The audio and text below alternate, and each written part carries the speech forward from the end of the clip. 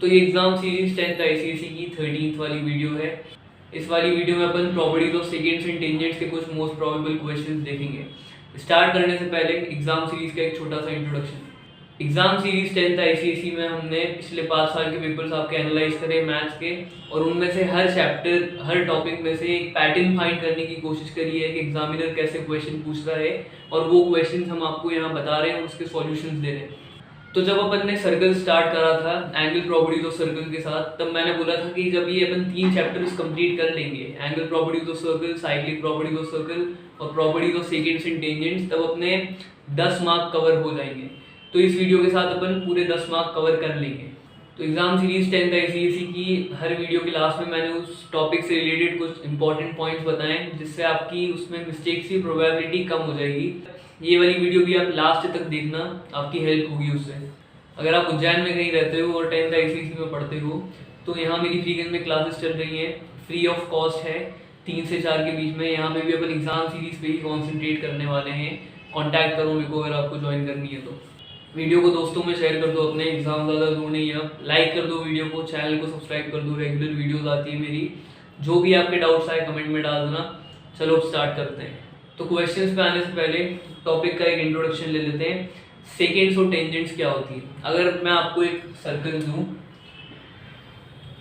और इस सर्कल से एक लाइन पास हो रही है जो सर्कल को सिर्फ एक पॉइंट पे इंटरसेक्ट करती है, एक पॉइंट पे ही सर्कल और लाइन मीट होते हैं, तो ये जो आपकी लाइन है ये है टेंजेंट। यहाँ पे इस लाइन का नाम है AB, और यहाँ AB जो है आपकी टेंजेंट है। AB is tangent. चलो, तो आपने कॉर्ड तो पढ़ ही रखा होगा, ये होता है आपका कॉर्ड। अगर मैं कॉर्ड को एक्सटेंड कर दूं, ये सर्कल के बाहर भी जा रहे हैं, तो अब ये जो लाइन है ना, ये है अपनी सेकंड। अगर इसको नाम दे दूं मैं CD, तो CD आपकी सेकेंड होगी।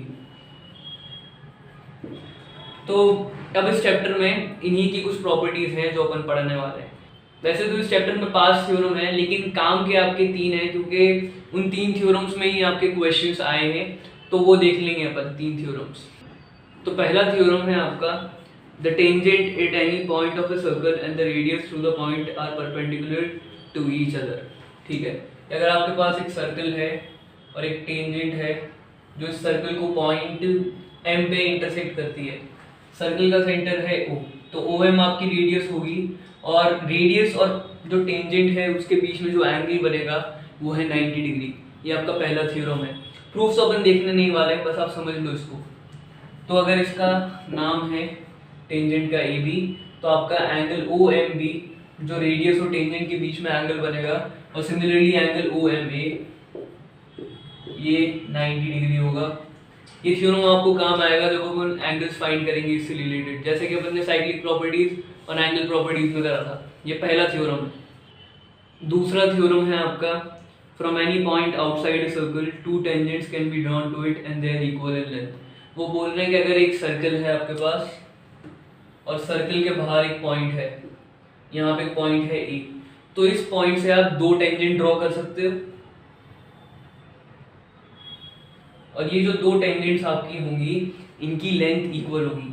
ये सपोज करो इंटरसेक्ट कर रही है B पे, ये कर रही है P पे, तो यहाँ पे AB और AB इक्वल होंगे। ये आपका सिंपल एक थ्योरम है।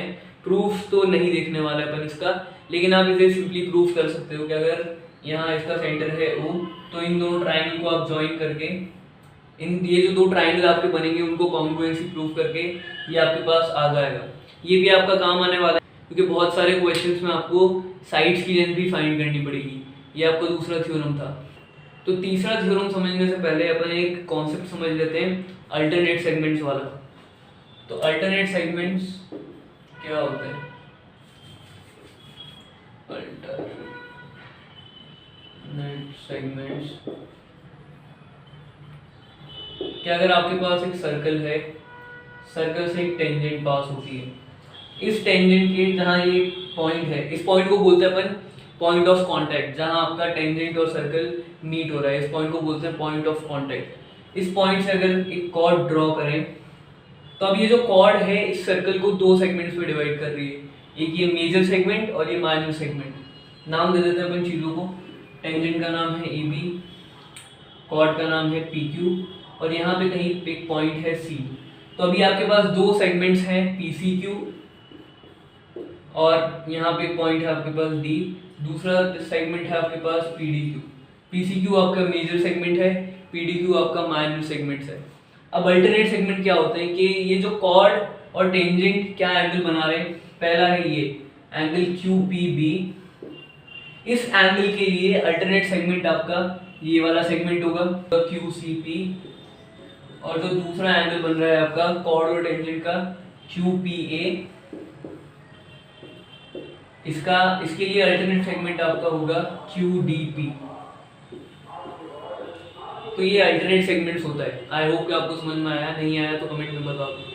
तो अब इससे रिलेटेड थ्योरम ये है कि if a line touches a circle then from the point of contact a chord is drawn, if a line touches a circle then from the point of contact a chord is drawn, the angles between the tangent and the chord are respectively equal to the angles in the corresponding alternate segments। ये बता रहे हैं कि जो आपके angles cord और tangent में बन रहे हैं वो एंगल्स आपके इक्वल होंगे जो अल्टरनेट सेगमेंट में आपके बन रहे हैं। तो QPB के लिए अल्टरनेट सेगमेंट था आपका QCP। अगर इसे ज्वाइन कर दें तो ये जो एंगल आएगा QCP ये इक्वल हो जाएगा QPB के। ये होता है अल्टरनेट सेगमेंट से रिलेटेड वाला थ्योरम, और सिमिलरली ये दोनों भी इक्वल हो जाएंगे एंगल QDP। इसे भी अपन देखने वाले हैं कि इसे अप्लाई कैसे करना है क्वेश्चंस में। तो ये आपके तीन थ्योरम थे। एक और जो चीज़ अपन समझ लेते हैं कि direct and transverse common tangents, पहले आप इतना कर लो। चलो, तो डायरेक्ट कॉमन टेंजेंट्स और ट्रांसवर्स कॉमन टेंजेंट्स ये अपन इसलिए देख रहे हैं क्योंकि ये ट्राइंगल्स आएंगे आपको सर्कल के अंदर, उसमें ये अप्लाई हो सकती है प्रॉपर्टीज।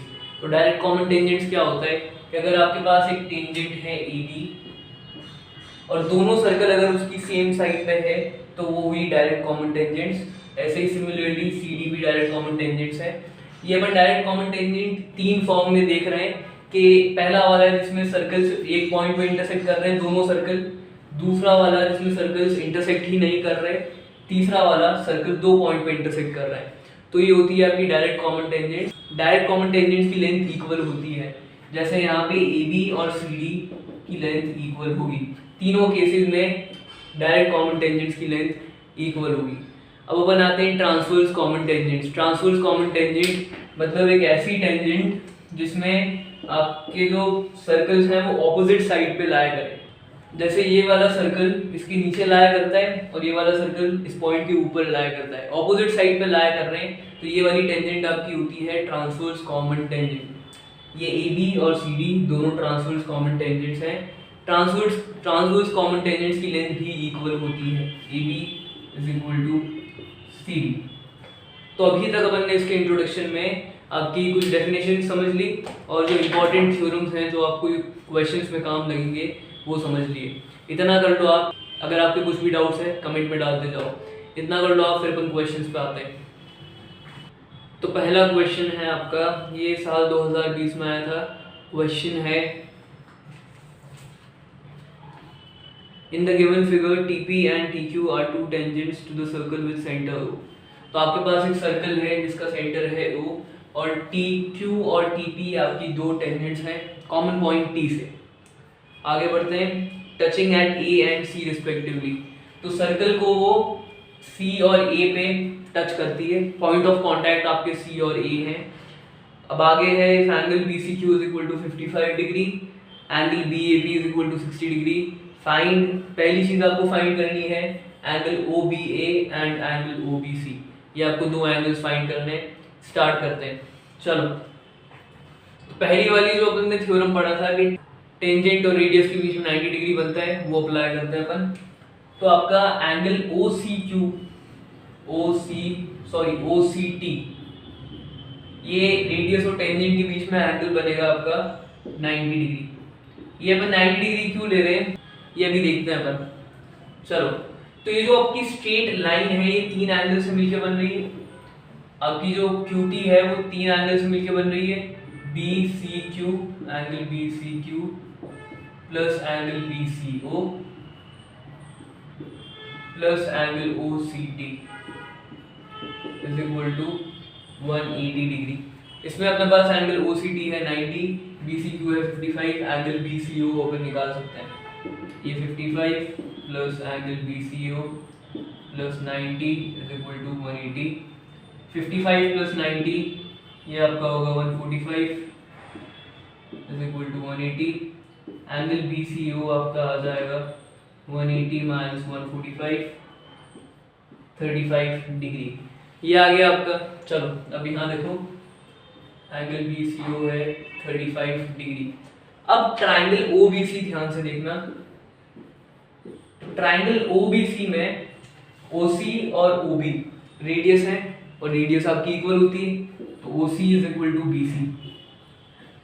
तो ट्राइंगल OBC आपका आइसोसेलेस ट्राइंगल हो गया, और आइसोसेलेस ट्राइंगल में बेस एंगल इक्वल होते हैं। कौन कौन से? अगर ये इक्वल है तो आपका ये वाला एंगल भी इक्वल होंगे, तो आपका एंगल BCO जो था वो इक्वल हो जाएगा एंगल OBC के। तो एंगल OBC आपका एंगल BCO के इक्वल हो जाएगा 35 डिग्री।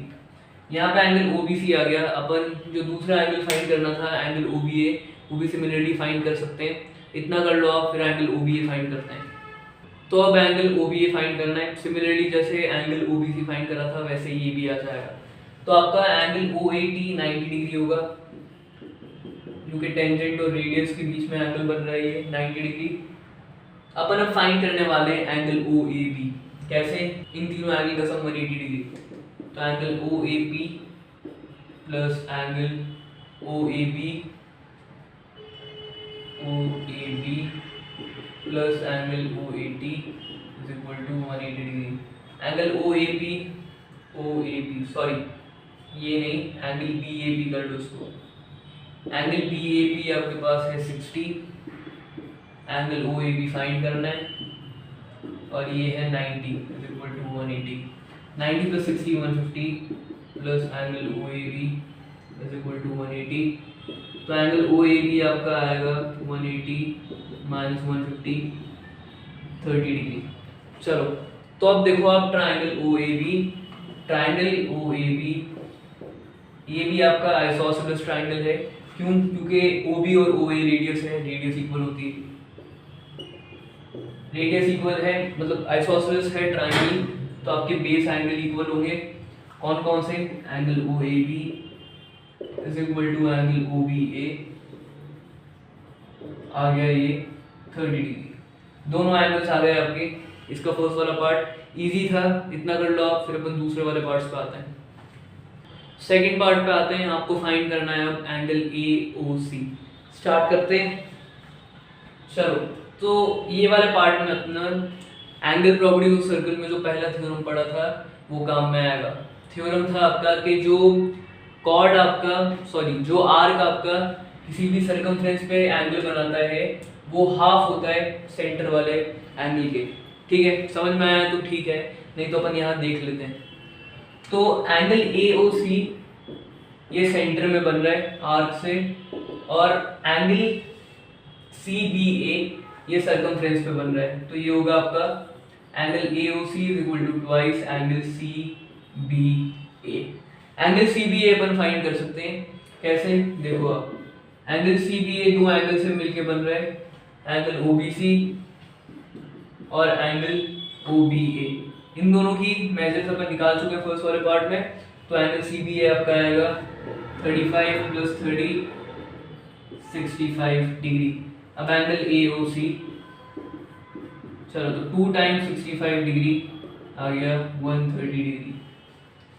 तो अगर आप डायरेक्टली ये वाली वीडियो देख रहे हो properties of secants and tangents, तो बहुत सारी चीज़ें आपकी क्लियर नहीं होगी, क्योंकि मोस्टली आपके कंसेप्ट्स पिछले वाले चैप्टर्स के ही लग रहे हैं। एंगल प्रॉपर्टीज, साइक्लिक प्रॉपर्टीज, ये यहाँ पे भी काम में आएगी। तो वो वाली वीडियोस पहले जाके देख लो। इतना कर लो आप, फिर अपन इसके थर्ड वाले पार्ट पे आते हैं। चलो तो इस क्वेश्चन का तीसरा और लास्ट पार्ट आपको फाइंड करना है एंगल ATC। एंगल ATC निकालना आप इजी है। आप देखो क्वाड्रिलेटरल AOCT को, तो क्वाड्रिलेटरल AOCT में अपने पास 3 एंगल है। ये वाला 90 है, एंगल AOC फाइंड कर लिया, ये वाला भी 90 है। तो अपन तीसरा वाला एंगल निकाल सकते हैं। कैसे? क्वाड्रिलेटरल के चारों एंगल का सम 360 डिग्री होता है। इस वाली प्रॉपर्टी को यूज करके अपन निकाल सकते हैं। तो angle AOC plus angle OAT plus angle OCT plus angle ATC is equal to 360 degree. तीन एंगल की वैल्यू तो है ही अपने पास। एंगल AOC 130 डिग्री आया, OAT 90 है, OCT भी 90 है, plus angle ATC is equal to 360 degree. इसको सॉल्व कर लेंगे तो ये क्वेश्चन यहाँ अपना कंप्लीट हो जाएगा। 90 plus 90 180, 180 plus 130 310 degree plus angle ATC is equal to 360। तो एंगल ATC आपका आएगा 360 माइनस 310 50 डिग्री। इसी के साथ अपना यहाँ क्वेश्चन हो गया फर्स्ट वाला। इतना कर लो आप, फिर अपन इस वीडियो के लास्ट क्वेश्चन पे आते हैं। तो इस वीडियो के दूसरे और लास्ट क्वेश्चन पे आते हैं। ये क्वेश्चन आपका 2017 में आया था और इस क्वेश्चन के साथ आपका अल्टरनेट सेगमेंट्स वाला कॉन्सेप्ट क्लियर हो जाएगा। क्वेश्चन है आपका, in the given figure PQ is a tangent to the circle at A। ये जो फिगर है इसमें PQ आपकी टेंजेंट है सर्कल पे, पॉइंट A पे टच करती है वो। AB and AD are bisectors of angle CAQ and PAC। ये जो आपके एंगल्स बन रहे हैं CAQ और PAC, उनके बाइसेक्टर्स हैं AB और AD। क्वेश्चन में और आगे बढ़ते हैं। If angle BAQ is equal to 30 degree, prove that. आपको पहली चीज जो प्रूफ करनी है, BD is the diameter of a circle. आपको प्रूफ करना है, तो प्रूफ BD इज डायमीटर। चलो ठीक है, तो अपने जो कॉन्सेप्ट जा रहे हैं फिर से जाएंगे पीछे एंगल प्रॉपर्टीज ऑफ सर्कल पे।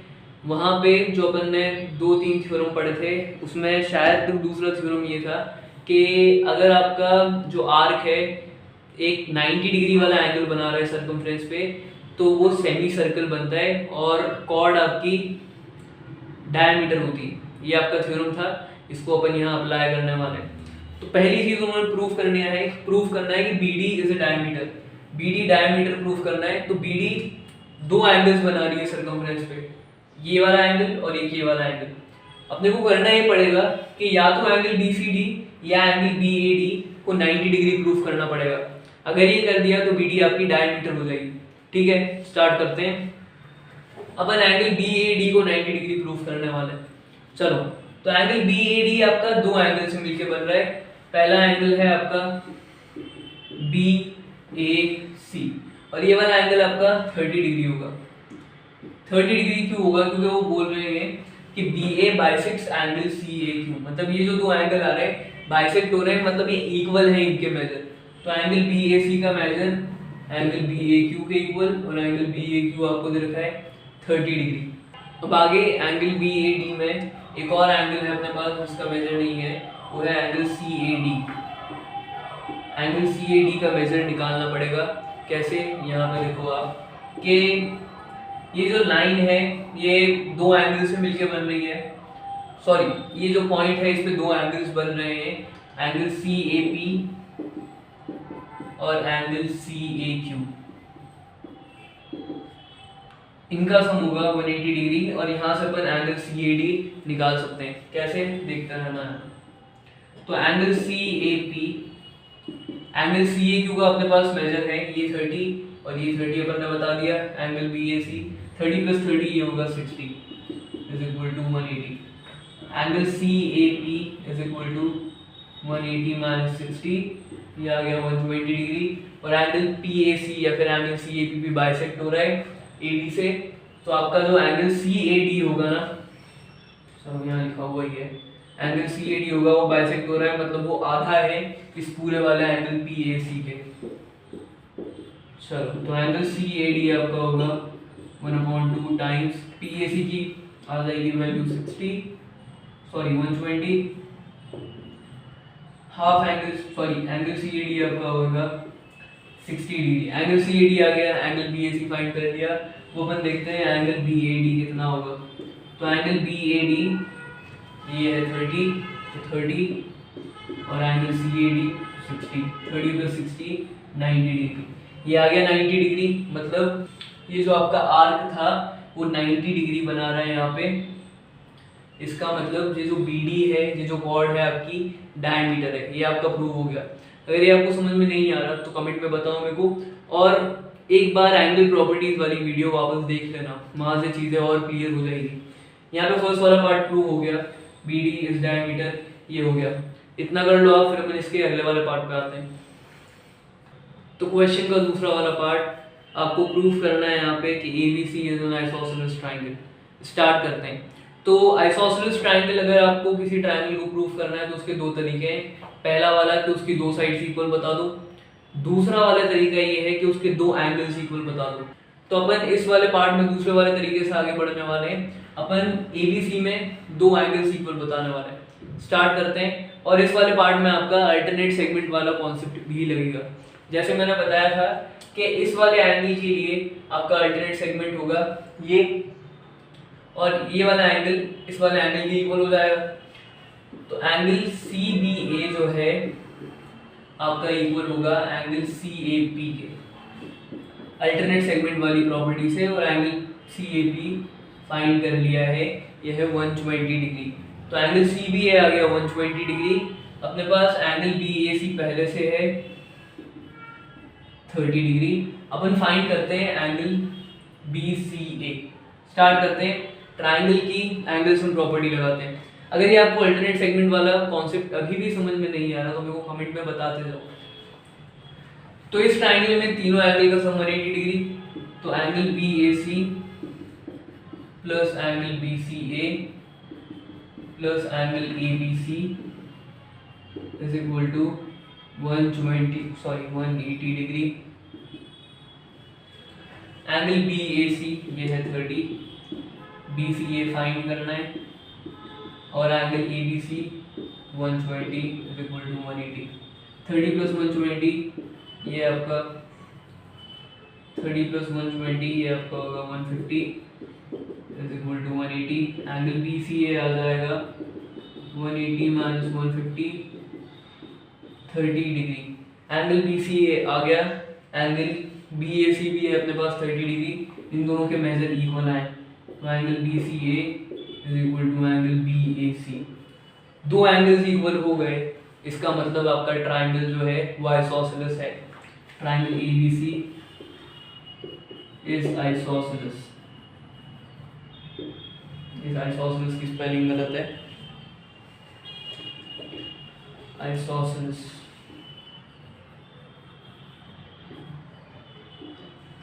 हाँ, तो यहाँ पे आपके दोनों क्वेश्चन खत्म हो गए। इसी के साथ अपन ने जो आपके इंपॉर्टेंट थ्योरम्स थे वो समझ भी लिए, उन्हें अप्लाई कैसे करना है वो भी समझ लिया।